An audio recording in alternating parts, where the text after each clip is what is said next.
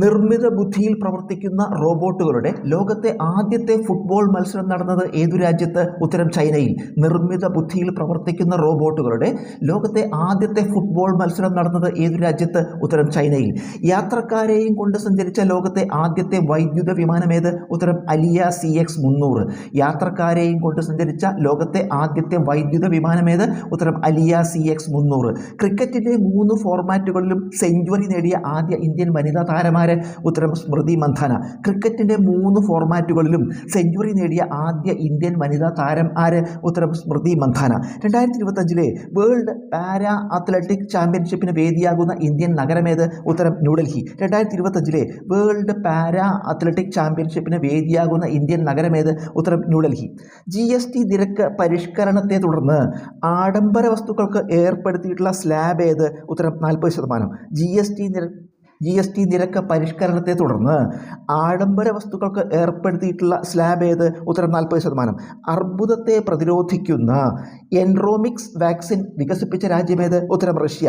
അർബുദത്തെ പ്രതിരോധിക്കുന്ന എൻറോമിക്സ് വാക്സിൻ വികസിപ്പിച്ച രാജ്യമേത്? ഉത്തരം റഷ്യ.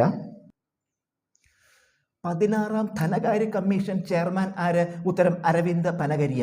16ാം ധനകാര്യ കമ്മീഷൻ ചെയർമാൻ ആര്? ഉത്തരം അരവിന്ദ് പനഗരിയ. 16ാം ധനകാര്യ കമ്മീഷൻ ചെയർമാൻ ആര്? ഉത്തരം അരവിന്ദ് പനഗരിയ. ഇന്ത്യയിലെ ആദ്യത്തെ digital national museum of epigraphy ഉദ്ഘാടനം ചെയ്ത സലാർജംഗ് മ്യൂസിയം എവിടെയാണ്? ഉത്തരം ഹൈദരാബാദിൽ. ഇന്ത്യയിലെ ആദ്യത്തെ digital national museum of epigraphy ഉദ്ഘാടനം ചെയ്ത സലാർജംഗ് മ്യൂസിയം എവിടെ? ഉത്തരം ഹൈദരാബാദിൽ.